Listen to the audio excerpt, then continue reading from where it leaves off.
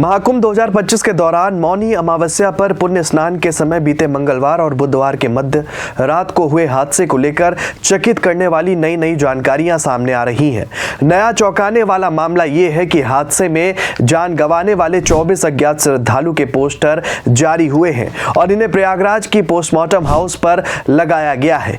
इसके बाद इस आशंका को बल मिला कि हादसे में जान गंवाने वालों की संख्या शासन प्रशासन के दावों से कहीं ज्यादा है।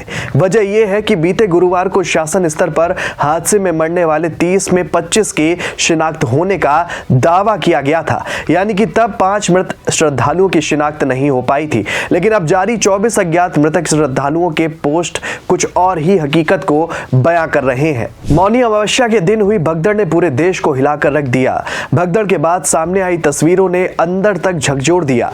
अब तक इस हादसे में मारे जाने वालों की संख्या को लेकर कोई पुख्ता आंकड़ा नहीं है, और ऐसा इसलिए क्योंकि प्रयागराज के पोस्टमार्टम हाउस में अब 24 अज्ञात मृतकों के चेहरे के पोस्टर लगाए गए हैं, जबकि पहले शासन प्रशासन की ओर से हादसे में 30 के मरने और उसमें भी 5 की शिनाख्त न होने की बात कही गई थी। बता दें कि पोस्टमार्टम हाउस के बाहर लगे पोस्टर से कई तरह के सवाल भी स्वाभाविक तौर पर खड़े हो रहे हैं। साथ ही भक्तों को लेकर भी नए खुलासे हो रहे हैं। इसको जानने के बाद लग रहा है कि कहीं महाकुंभ मेला प्रशासन कुछ छिपा तो नहीं रहा। बता दें कि प्रयागराज में सरकारी अस्पताल के पोस्टमार्टम हाउस के बाहर आज 24 मृतकों के फोटो लगा दिए गए हैं, जिनकी पहचान अब तक नहीं हो सकी है। इसके बाद मृतकों की कुल संख्या को लेकर भ्रम की स्थिति लगातार पैदा हो रही है, जिस पर सरकार या प्रशासन की ओर से कोई भी सफाई अब तक नहीं आई है। सवाल उठ रहा है कि 24 लोग पहले मृतक घोषित 30 लोगों में शामिल हैं या उससे अलग हैं। या डीआईजी वैभव कृष्ण के मुताबिक पहले जिन 25 मृतकों की पहचान होने का दावा किया गया था उनमें 19 की शिनाख्त गलत निकली। पहले जो 5 अज्ञात थे उनकी पहचान हुई या नहीं, ये भी अभी तक साफ नहीं हो पाया है। बता दें कि डीआईजी वैभव कृष्ण ने 30 मृतकों में प्रदेश से बाहर के 6 ही बताए थे, जबकि अब तक बिहार के ही 9 लोगों की मौत की खबरें सामने आ चुकी हैं, जिसकी वहां के प्रशासनिक अधिकारियों ने भी पुष्टि की है। बंगाल के भी 2 लोगों की मौत की खबरें आज कुछ समाचार पत्रों में छपी हैं, जिनके परिवार ने दावा किया है कि उन्हें बिना मृत्यु प्रमाण पत्र के शव सौंप कर भेज दिया गया। बता दें कि मौनी अमावस्या पर एक ही भगदड़ मची या उससे ज्यादा, इसको लेकर भी कंफ्यूजन है। समाचार माध्यमों में दावा किया जा रहा है कि झूसी इलाके में भी एक भगदड़ हुई थी, जिसमें लगभग 2 दर्जन लोग हताहत हुए थे। भगदड़ के बाद कई ऐसे लोग अभी भी हैं जिनके परिजन संपर्क नहीं कर पा रहे हैं। हादसे के बाद से लोगों के मोबाइल फोन बंद होने से लगातार परेशानी सामने आ रही है। परिजन जानकारी के लिए परेड ग्राउंड स्थित केंद्रीय अस्पताल, SRN अस्पताल और मेडिकल कॉलेज का लगातार चक्कर काट रहे हैं। ऐसे में फिर से वही सवाल उठना लाजमी है कि क्या भगदड़ हादसे में मरने वाले श्रद्धालुओं की संख्या बताई गई संख्या से कहीं ज्यादा थी। इससे साफ हो जाता है कि प्रशासन को सही जानकारी नहीं है। स्थानीय मेला प्रशासन शासन के गुस्से से बचने के लिए हादसे की असल कहानी और तत्व से लगातार भटक रहा है। बता दें कि इन पोस्टरों के जरिए प्रशासन मरने वालों की पहचान में लगा हुआ है, तो वहीं दूसरी तरफ कई लोग अपने परिवार के लोगों की लाश ढूंढने में लगे हुए हैं। इन पोस्टरों के लगाए जाने के बाद से ही लोग अपनों की तलाश में पोस्टमार्टम हाउस पहुंच रहे हैं और इसको लेकर अब प्रशासन से लेकर शासन तक पर्दा डाल रहा है। वहीं महाकुंभ में भगदड़ की घटना को समाजवादी पार्टी ने संसद में जोर शोर से उठाने की तैयारी की है। सपा अध्यक्ष ने साफ कर दिया है कि संसद में बजट के बारे में बात बाद में की जाएगी, उससे पहले वो सदन में उन लोगों की बात को रखेंगे जिनकी महाकुंभ में भगदड़ में जान गई है। सपा अध्यक्ष ने इस घटना के लिए यूपी की योगी आदित्यनाथ सरकार को पूरी तरह जिम्मेदार बताया है और कहा है कि सरकार मौत के आंकड़े छिपा रही है। सपा अध्यक्ष ने बजट सत्र शुरू होने से पहले पत्रकारों से बात करते हुए महाकुंभ की घटना को लेकर यूपी सरकार पर निशाना साधते हुए कहा कि सदन में बजट की बात तो बाद में होगी, ये सत्र और आज का दिन कुंभ में जिन लोगों की जान गई है उनकी शांति के लिए बात रखी जाएगी। और क्या कुछ उन्होंने कहा, जरा सुनिए। बजट की बात तो बाद में होगी,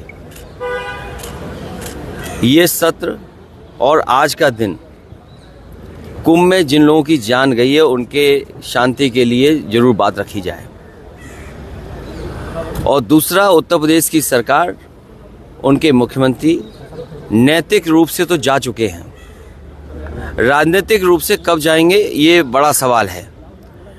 जिन लोगों की जान गई है भगदड़ में, सरकार संख्या छिपा रही है और सरकार इसलिए संख्या छिपा रही है क्योंकि उन्हें मुआवजा न देना पड़े। पहले हमारा ध्यान इसी पर है, जो खोए हुए लोग हैं उनकी सही जानकारी दे, सरकार सूची दे, शव का पूरा इंतज़ाम करे, उन्हें पहुंचाने से लेकर के उनके घर परिवार को जल्दी से जल्दी जानकारी और सूचना देनी चाहिए। वहीं इसके बाद उन्होंने कहा कि यूपी की सरकार और मुख्यमंत्री नैतिक रूप से तो जा ही चुके हैं, राजनीतिक रूप से कब जाएंगे ये बड़ा सवाल है। अखिलेश यादव ने योगी सरकार में महाकुंभ में मौत के आंकड़े छिपाने का भी आरोप लगाया। उन्होंने कहा कि जिन लोगों की जान गई है इस भगदड़ में सरकार संख्या छिपा रही है। सरकार ये संख्या इसलिए छिपा रही है क्योंकि उन्हें मुआवजा ना देना पड़े। हमारी सबसे पहली प्राथमिकता ये है कि जो लोग खोए हैं उनकी सही जानकारी मिले, सरकार सूची दे, शवों को उनके घरों तक पहुंचाने के लिए उनके परिजनों को जल्द से जल्द जानकारी देनी चाहिए। और क्या कुछ कहा अखिलेश यादव ने, ये भी सुनिए। सरकार अपनी नाकामी छिपा रही है और सबसे बड़ी बात है, जो अभी भी लोग फंसे हैं सड़कों पर, उनका इंतजाम करें, डीजल पेट्रोल का इंतजाम करें, उन्हें सुरक्षित पहुंचाने का इंतजाम करें। जब आपने प्रचार इतना किया तो इंतजाम क्या किया? अब तो साधु संत भी कहने लगे आप झूठे हैं। कुछ लोग खुल करके कह रहे हैं, कुछ लोग कह नहीं पा रहे हैं। सोचिए, मुख्यमंत्री को अगर साधु संत कहने लगे झूठे, और इससे ज्यादा नैतिक हार क्या हो सकती है? जिस तरह की जांच अखिलेश जी, जांच ये सरकार की जांच है, इस पे हम और विचार करेंगे। पहले सबसे पहली बात यह है कि सरकार सूची जारी करे, जो शव मिले हैं उनकी पूरी चिन्हित करे, कहाँ जा सकते हैं, पूरे सम्मान के साथ पहुंचाया जाए। वहीं सपा सुप्रीमो यहीं नहीं रुके। उन्होंने आरोप लगाया कि सरकार हर बात छिपा रही है। ये जो वीआईपी वाली बात की जा रही है तो उसके लिए अलग घाट है, अलग इंतजाम है, अलग प्रोटोकॉल था। जो घटना हुई है वो जहां आम लोग जाते हैं वहां हुई है। आम लोगों के लिए जो व्यवस्था और इंतजाम था, जिस सरकार ने ये कहा कि हम 40 से 45 करोड़ लोगों को स्नान करा देंगे, हमारे कुंभ में इतने लोग आएंगे, उन्होंने कहा कि जब आपने प्रचार किया तो इंतजाम क्यों नहीं किया? अब तो साधु संत भी कहने लगे हैं कि आप झूठे हैं। सरकार हर बात छिपा रही है और आप भी सरकार के बहकावे में मत आइए। ये जो वीआईपी वाली बात थी, तो वीआईपी के लिए अलग घाट है, अलग इंतजाम था, अलग प्रोटोकॉल था। लेकिन जो घटना हुई है, आम लोग जहां जाते हैं, आम लोगों के लिए जो व्यवस्था इंतजाम था, जिस सरकार ने ये कहा हो कि हम 40 करोड़ 45 करोड़ लोगों को स्नान करा देंगे, हमारे कुंभ में आएंगे लोग।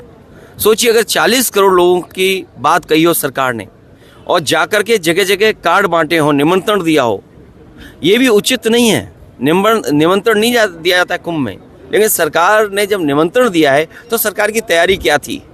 सरकार अपनी बात छिपाना चाहती है, सरकार की गलती है। सरकार जो वहाँ के मुख्यमंत्री हैं, जो लगातार जाकर के मॉनिटर करते थे, और मैं प्रेस के साथियों से भी कहूँगा, कम से कम कुंभ के मामले में जनता का ध्यान ना हटाएं, सरकार की जिम्मेदारी थी। उन्होंने आगे सरकार पर हमला बोलते हुए कहा कि अगर 40 करोड़ लोगों की बात कही हो सरकार ने और जाकर जगह जगह कार्ड बांटे हो, निमंत्रण दिया हो, यह भी उचित नहीं है। कुंभ में निमंत्रण नहीं दिया जाता है, लेकिन सरकार ने जब निमंत्रण दिया है तो सरकार की तैयारी क्या थी?